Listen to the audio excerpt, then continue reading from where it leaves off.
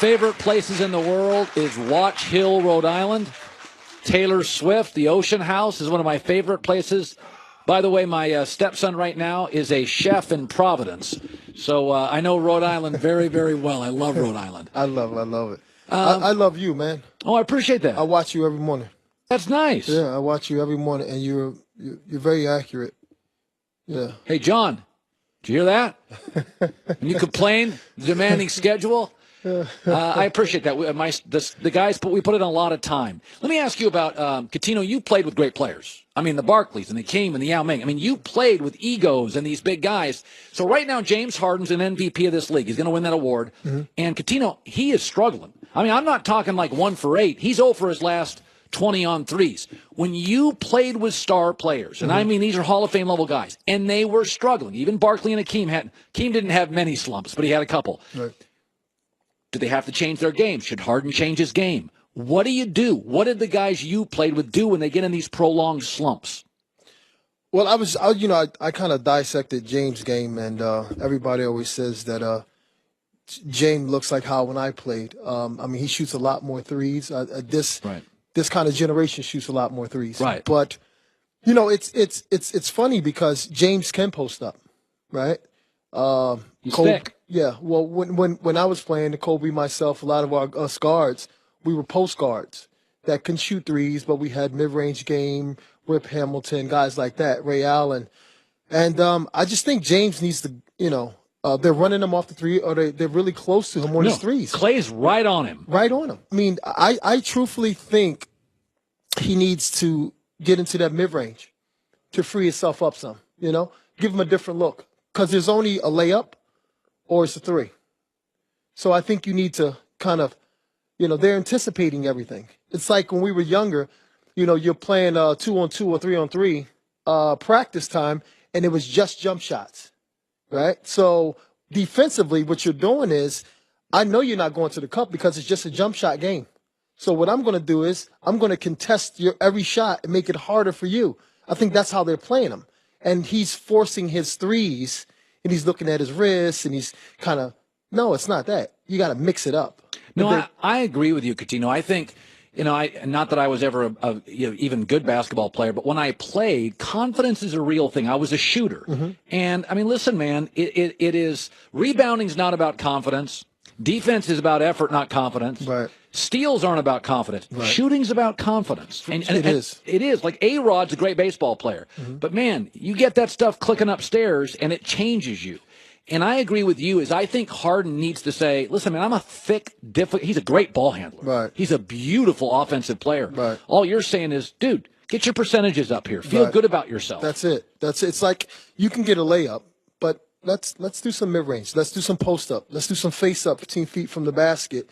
Put more pressure on them, harder for them to double, right? And then now you have that guy one-on-one, and when you face up, they can't touch. So just those little different small things that you have to do. I mean, of course, Kobe would tell them the same thing, right? When you're playing like that and you're posting up 15 feet from the basket, guys can't touch you if you face up. So now if you turn and face up, the basket's right there. You can make a shot. One dribble, you're right at the basket. You can pitch it out, right? So now it puts a lot more pressure on the defense, and he's not doing that. It's a lot more pick and roll. It's predictable, right? So step back three, step to the side three. Guys are right there closing out, knowing what he's going to do, and he's working a lot harder. Oh, good God. He's working so hard. It's too hard. That's one of the knocks on Westbrook. Westbrook works too damn hard for his shots. Works too hard. So it's interesting. There was a moment last night when Kerr was telling a story to Kevin Durant. Body language is a real thing. Mm-hmm.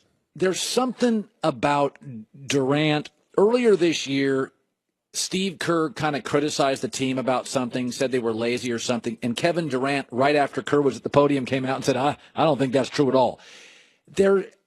I'm not saying Kerr and KD don't get along, but when I watch this, did Kevin Durant listen to him? What did you make of the body language on this when Kerr's talking to him? I was talking about that in the back, and going to school for psychology and communications. You did? You were a psych major? And communications. Yeah. So for me, I'm kind of looking at that, and First of all, Kevin's a star. He's a superstar, right? So I saw something 2 games ago where he should have kicked it up super early as soon as he got it. And he waited. And then Klay Thompson, when he gave it to Klay Thompson at the end, Klay had a tough shot to make. Now, either you kick it up early and get it back, or you keep the ball now and you be the hero. But he gave it to Klay, which put Klay in a bad position. Now, Right. two games later, Steve is telling him, listen, trust your teammates. Give it up early so you can get it back early. Right. Which is brilliant. That's what you're supposed to do, right? I was telling the guys in the back, if everybody's paying attention to me like they're all doing right now, they're looking at me, and there's some noise, and the noise is over there, what is everybody's eyes going to do? It's going to look that way. Right. So if you pass the ball, everybody's going to, defensively, is going to look where the ball's going. You can move. Now get in a you better. can move. So you get up early and move and do something. Do you think Kerr and KD have a little issue? I just think KD's in his head, so he's taking a lot of things more personal than Did you? there really is. Is it hard not to? It is hard. It is hard because KD's great, right? He's really good. And the pressure is on him that Steph's not having that, monster babyface assassin kind of series, right? Because he just came back kind of thing. I think his rhythm's not as there as it should be for him. So I think KD subconsciously is like, the pressure's on me now. Houston's attacking us as well. I have to make these shots, not only in the first half, but in the second half.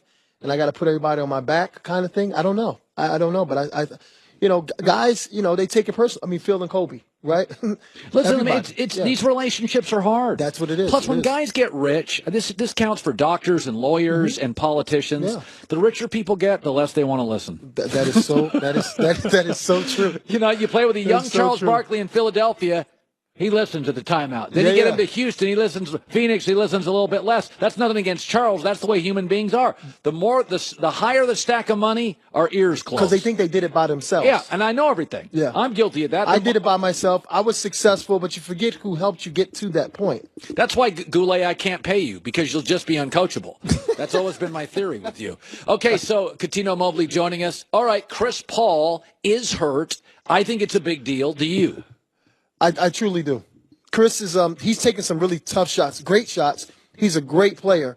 And I think with Chris, that's not the first time his hamstring is to happen. That's right. That's an ongoing thing for him. So for Chris, bumping people, engaging his core, his hammies, his glutes, things like that, I don't think it's going to be one game. And if he does come back on the 7th game, I don't know what type of medicine they're going to give him, but if he does come back on the 7th game, that's going to be a really tough game because he's going to have to really exert himself to become the, superstar, mighty mouse. And also, Chris is a defensive player. Exactly. So he's not one of these guys playing half the court. That when you're playing defense, man, that is I remember talking to, you ever know who Hersey Hawkins was? Oh, yeah. Hersey Hawkins, one of the great scorers in college basketball history. And he was telling a friend of mine one time, he said, man, in college, you may only face one NBA guy. You just have to play one end of the floor. He goes, my rookie year in the NBA, I was like, I was scoring 22 and giving up 26. Like in the NBA, in college, you don't have to play much defense. You don't. Yeah. If you're a Big Ten NBA point guard, Victor Oladipo, you're not facing NBA point guards. Exactly. Hersey, I'm from Philadelphia, so I watched him growing up. Oh, you did? I love Hersey. Big 3 season debut this Friday, June 22nd, FS1, then televised every Friday on Fox and FS1. So who do you like tonight, Boston or Cleveland?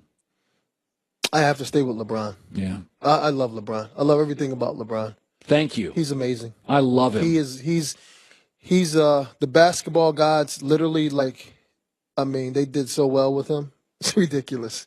Smart. Yeah, Look at his shoulders. On and off the court, this guy is just unbelievable. He grew up, I've always said this, the 2 things that are amazing about him, he never gets hurt. No. And go look at his life from 0 to 16. Never been in trouble. No. And moved 11 times in 1 year.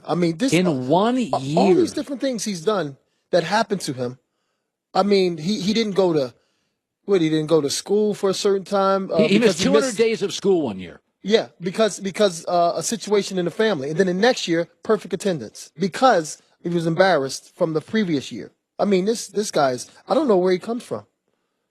He's an alien. Physically, he's a little like Wilt, which is before your time. Right. I only saw Wilt. Philadelphia guy, too. Is Wilt a Philadelphia Yeah, guy? West Kobe was a Philadelphia guy. It's in the water, just like the bread. Well, Villanova is tough. Yeah. How come Villanova didn't recruit you? You know what? My best friends went there. Alvin Williams, Jason Lawson. Williams. Yep, Jason How come they didn't Lawson. recruit you? You know what? I was a late bloomer. All right. Yeah, I was a late bloomer. And we all wanted to go together. So you went to Rhode Island. By the way, Lamar Odom, yes, Coutinho Mobley, Ernie DiGregorio. Ernie. Look at Goulet. Diggs. Dude, Rhode Island's had a lot of good players. And I'm telling my audience right now, if it's a summer and you ever got a weekend and you're on the East Coast, go to Watch Hill, Rhode Island. Ocean House. It's my favorite water hotel East Coast I've ever been to. That includes Florida. Newport's great, huh? Newport's good, too. I like Watch Hill more. Newport's got that Bellevue Avenue, Rich Avenue. Yeah. Oh, yeah. Rhode Island's an amazing state. Yeah, Coutinho, nice meeting you. Back in a second. The most unusual thing in all of sports could happen tonight. That's next in Best for Last.